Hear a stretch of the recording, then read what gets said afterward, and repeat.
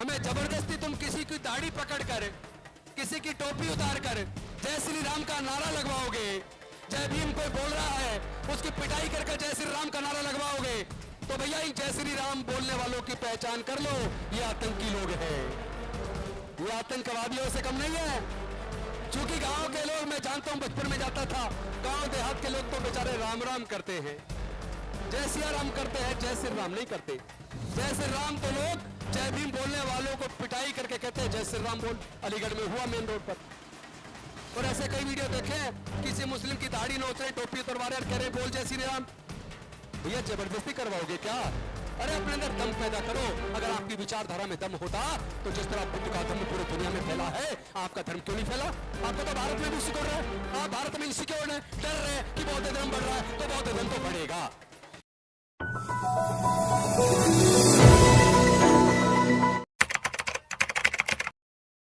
भारत में बौद्ध धर्म का प्रचार प्रसार डॉक्टर बाबा साहेब अंबेडकर जी के आने के बाद बढ़ा। उससे पहले भारत में बौद्ध लोग कम थे, विशेष रूप से कलकत्ता में और हिमालयन क्षेत्र में थे। बाकी पूरे देश में ना के बराबर बौद्ध लोग रहे। और इसी वजह से जो 1922 के अंदर कांग्रेस ने राजेंद्र प्रसाद जी के नेतृत्व में कमेटी बनाकर बौद्ध गया के मुद्दे की जांच करी, और उसमें जो रिपोर्ट आई, चूंकि उसमें बौद्ध प्रतिनिधि नहीं थे, इसलिए जो बौद्धों के द्वारा मैनेजमेंट का बनना चाहिए था, बौद्धों की जो बात उसमें आनी चाहिए थी, वो पूरी नहीं आ पाई। और 1949 में महाबोधि महाविहार की जो मैनेजमेंट कमेटी उस एक्ट के द्वारा बनी, उस कमेटी के अंदर जो बौद्धों के हाथ में होना चाहिए था, उसमें चार बौद्ध धर्म से अलग हिंदू धर्म के लोगों को डाल दिया गया। मैं आप सबसे पूछना चाहता हूं, केंद्र की सरकार से भी पूछना चाहता हूं, बिहार की सरकार से भी पूछना चाहता हूं, पूरे देश के लोगों से पूछना चाहता हूं, पूरे देश के सभी धर्म को मानने वाले लोगों से पूछना चाहता हूं, और मैं बिहार के राज्यपाल से विशेष रूप से पूछना चाहता हूं, क्या बिहार के राज्यपाल इतनी हिम्मत कर सकते हैं कि वो जो बौद्धों की साकेत नगरी अयोध्या, जिसमें खुदाई में सारे अवशेष बुद्ध के निकले, जो कभी साकेत नगरी हुआ करती थी, लेकिन माननीय सर्वोच्च न्यायालय ने तमाम साक्ष्यों को दरकिनार करते हुए, देश के संविधान और कानूनों को दरकिनार करते हुए, आस्था के आधार पर जजमेंट देकर वहां राम मंदिर का निर्माण करवाया। मैं पूछना चाहता हूं राज्यपाल महोदय बिहार से, आरिफ मोहम्मद खान जी से, क्या उनके अंदर इतनी हिम्मत है कि वो जाकर राम मंदिर में मुस्लिम धर्म के पुजारियों के माध्यम से, मौलवियों के माध्यम से वहां नमाज अदा कर सकते हैं? क्या करके दिखाए? अगर हिम्मत है तो शायद जान भी ना बच पाए, मुकदमा दर्ज हो जाएगा, जेल से बाहर नहीं निकलना दिया जाएगा। एक संवैधानिक पद पर बैठा आदमी, हम ऐसा कैसे मान सकते हैं कि उनको पता नहीं है महाबोधि महाविहार में तथागत बुद्ध को ज्ञान की प्राप्ति हुई थी? हम ऐसा कैसे मान सकते हैं कि बिहार के राज्यपाल को यह पता नहीं है ये पूरे दुनिया के बौद्धों की आस्था का केंद्र है, और वहां तथागत बुद्ध की प्रतिमा के सामने, वो भी बुद्ध पूर्णिमा के दिन 12 मई 2025 को, जिस तरीके से उन्होंने बुद्ध की प्रतिमा की तरफ पीठ करके, और वो छोटा बुद्ध का स्तूप, जो 100 साल का फोटो आपने पुराना देखा होगा, जिसमें नेपाल नरेश परिवार के साथ आए थे, वो बुद्ध की प्रतिमा के सामने छोटा गोल स्तूप था, उसमें एक छोटी शिला थी जिसमें बुद्ध की प्रतिमा बनी हुई थी, जिसको बाद में तोड़ दिया गया। वहां एक छोटा गड्ढा बना हुआ है, वहां पे फूल चढ़ाकर उसको शिवलिंग का प्रतीक बताते हुए ब्राह्मणों के द्वारा संस्कृत में मंत्रोच्चार करके बुद्ध की प्रतिमा की तरफ पीठ करके, बुद्ध की पूर्णिमा के दिन बौद्धों की आस्था के केंद्र महाबोधि महाविहार में जिस तरह पूजा अर्चना की, मैं पूछना चाहता हूं, क्या उन्होंने पूरे दुनिया के बौद्धों का अपमान नहीं किया? क्या उन्होंने पूरे दुनिया के बौद्धों की आस्था का अपमान नहीं किया? क्या उन्होंने दो धर्मों के बीच में वैमनस्य पैदा करने का काम नहीं किया? क्या उन्होंने भारत के संविधान के खिलाफ काम नहीं किया? क्या उन्होंने पूरे दो धर्मों के बीच में दंगे पैदा करने का काम नहीं किया? अरे आम आदमी कोई करता तो उसको मुकदमा दर्ज करके जेल में डाल दिया जाता, उसकी जमानत हो नहीं पाती। और ऐसे राज्यपाल को अब तक केंद्र की सरकार ने हटाया नहीं, और उसका अकेले का दोष नहीं है। गया के डीएम जो महाबोधि महाविहार की मैनेजमेंट कमेटी के चेयरमैन है, वो वहां उपस्थित हैं। महाबोधि महाविहार की मैनेजमेंट कमेटी के सदस्य उपस्थित हैं, वहां के कमिश्नर उपस्थित हैं, पुलिस अधिकारी उपस्थित हैं। उन सब के सामने ये क्राइम हुआ, पूरे दुनिया के बौद्धों की आस्था का अपमान किया। इसको हम बर्दाश्त नहीं कर सकते। देखना यह है, छोटे छोटे मुद्दे पर सर्वोच्च न्यायालय सुमोटो एक्शन लेता है। आज तो पूरे भारत के सर्वोच्च न्यायालय के मुख्य न्यायाधीश बौद्ध हैं, क्या उनको सुमोटो एक्शन नहीं लेना चाहिए? और वो ना ले तो कोई दूसरा सुप्रीम कोर्ट का जज ले, वो भी ना ले तो पटना हाई कोर्ट का जज सुमोटो एक्शन ले। आप अगर बौद्धों की आस्था का अपमान करते हैं तो याद रहिए, आपकी भी आस्था के ऊपर हमले होंगे, आप अकेले पड़ जाएंगे। अभी तो जो आपको ताकत मिल रही है, यह ताकत भारत के अति पिछड़ों, दलितों, आदिवासियों की वजह से मिल रही है, जो अज्ञानता बस अभी तक अपने पूर्वजों का इतिहास नहीं जानते। कहते हैं ना, जो लोग अपना इतिहास नहीं जानते वो कभी इतिहास नहीं बना सकते। यह शर्म की बात है कि पूरा भारत कभी सम्राट अशोक के टाइम पर अखंड भारत बौद्ध में था, लेके म्यांमार से ईरान तक पूरा भारत बौद्ध में था। और जहां भी खुदाई होती है केवल बुद्ध के अवशेष निकलते हैं, किसी दूसरे देवी देवता का आज तक कोई भी अवशेष नहीं मिला। अरे अपने बुजुर्गों के इतिहास को तो पढ़ लो। अगर आप अपनी दुनिया की सबसे बेशकीमती सांस्कृतिक विरासत के इतिहास को नहीं जानते, अगर आप अपने पूर्वजों के इतिहास को नहीं जानते, तो आपसे बड़ा दोषी कोई नहीं है। आपको तो डूब मरना चाहिए। जिस दिन भारत के बहुजन समाज के लोग, अनुसूचित जाति जनजाति पिछड़े वर्ग के लोग, और यहां तक कि जो लोग ईसाई बन गए, सिख बन गए, मुस्लिम बन गए, उनके अंदर भी 80% लोग SC ST OBC के हैं। उन सब के पूर्वज बौद्ध थे।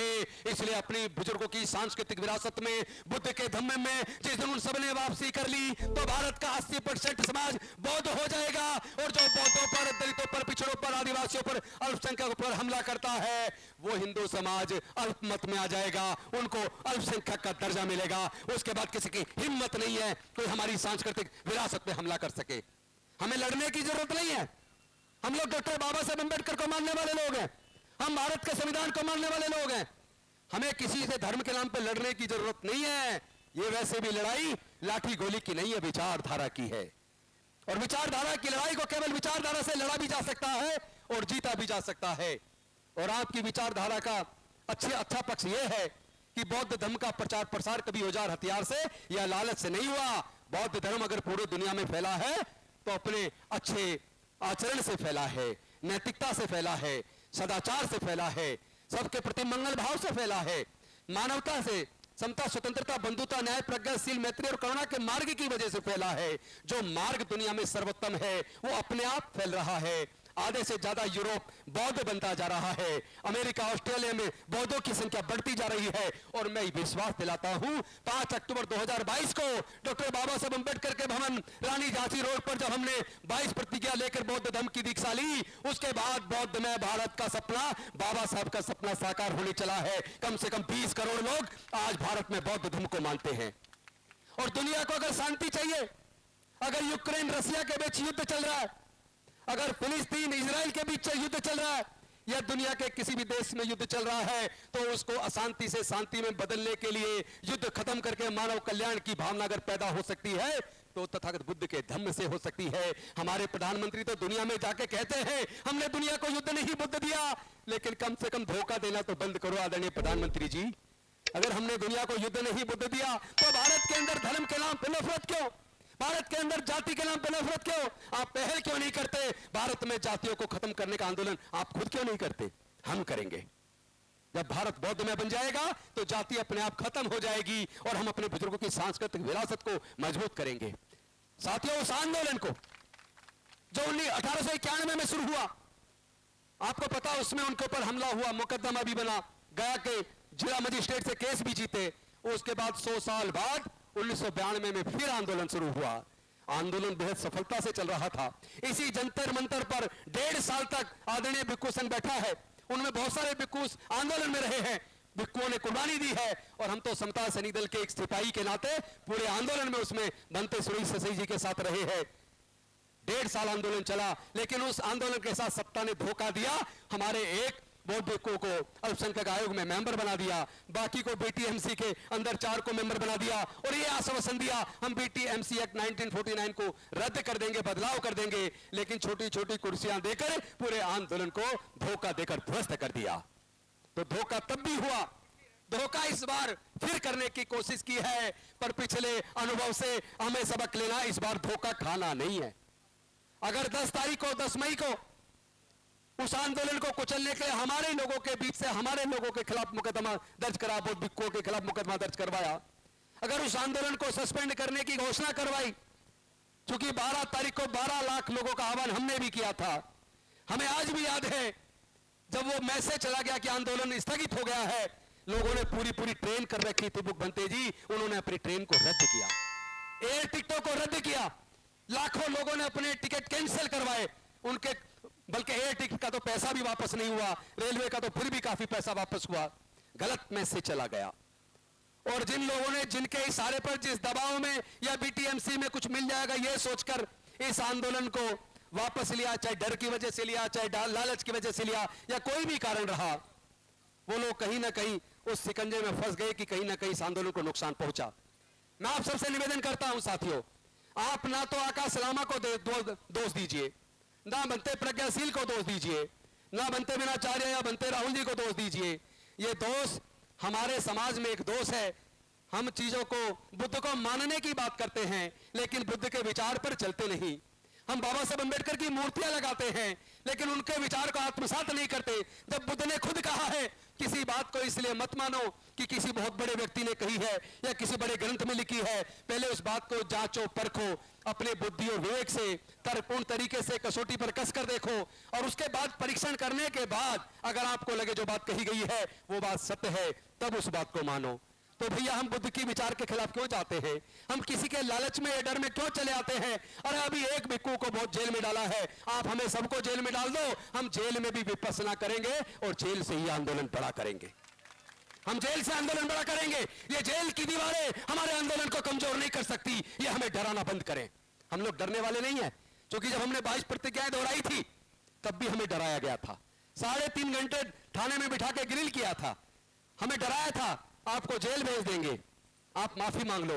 हमने माफी किस बात की? डॉक्टर बाबा साहब अम्बेडकर की 22 प्रतिज्ञाओं के लिए तो अगर जान भी देनी पड़े तो जान देंगे। हम झुकेंगे नहीं, ना झुकेंगे, ना बिकेंगे, ना रुकेंगे, ना डरेंगे, आंदोलन चलाएंगे।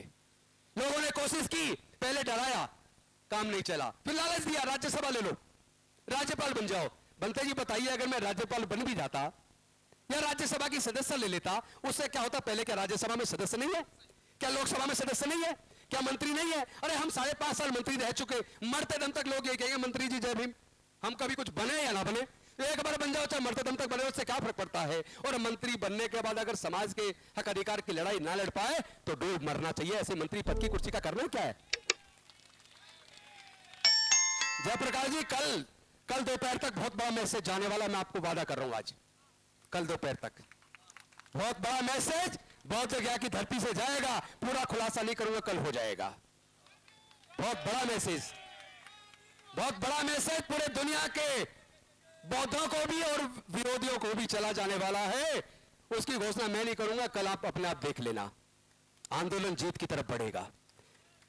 एक तरफ सत्ता पक्ष, केंद्र की सरकार, वो भी अंदर मन में और आरएसएस भी मन में मानने की लड़ाई तो जायज है, बौद्ध गया को मुक्त तो करना होगा। वो भी रास्ता तलाश रहे शांतिपूर्वक तरीके से कैसे मुक्त करे, और हम भी रास्ता तलाश रहे। हम तो बुद्ध को मानने वाले हैं, हम तो शांति और मानवता का संदेश देते हैं। हमें आप मजबूर मत कीजिए, हम हाथ जोड़ना जानते हैं, जरूरत पड़ने पर हाथ मरोड़ना और हाथ तोड़ना भी जानते हैं, पर हाथ तोड़ेंगे नहीं। हम हाथ तोड़ेंगे नहीं, मरोड़ेंगे नहीं, अभी तो हाथ जोड़ कर निवेदन करेंगे। और मुझे पता है आदरणीय प्रधानमंत्री जी खुद बौद्ध हैं, वो कहते हैं, भाई मैं अपनी तरफ से नहीं कह रहा हूं, जब वो पूरे दुनिया में जाके कह रहे हैं मैं बुद्ध के देश से आया हूं, और हमारे यूपी के मुख्यमंत्री तो वो कपड़े ऐसे पहनते हैं कि विदेश में सोचते हैं कि ये बौद्ध भिक्खु है, लेकिन वो बौद्ध भिक्खु नहीं है। हालांकि नाथ संप्रदाय के हैं, नाथ संप्रदाय भी बौद्ध का संप्रदाय था, ये इतिहास गवाह है। तो वो आज भटक गए, जो भटके हुए लोग हैं उनका भी आह्वान है, वापस बुद्ध के धम्म में आओ। योगी जी आप भी आओ, आपका भी स्वागत है। अंधविश्वास पाखंडवाद को छोड़ो, नफरत से कुर्सी तो पाई जा सकती है, लेकिन मुझे इस मौके पे डॉक्टर बाबा साहब अम्बेडकर की एक संविधान सभा की स्पीच याद आती है, जब उन्होंने कहा था अगर किसी राज्य को जीतने के लिए, अपने में मिलाने के लिए बार बार युद्ध करना पड़े तो उस जीत का कोई फायदा नहीं है। अगर शांतिपूर्वक तरीके से विचार विमर्श करके उनको विचार से अपने साथ जोड़ के जीत लो तो स्थायी जीत होगी। तो हमें भी स्थायी जीत चाहिए। हमें जबरदस्ती तुम किसी की दाढ़ी पकड़कर, किसी की टोपी उतारकर जय श्री राम का नारा लगवाओगे, जय भीम कोई बोल रहा है उसकी पिटाई करके जय श्री राम का नारा लगवाओगे, तो भैया इन जय श्री राम बोलने वालों की पहचान कर लो, ये आतंकी लोग हैं, ये आतंकवादियों से कम नहीं है।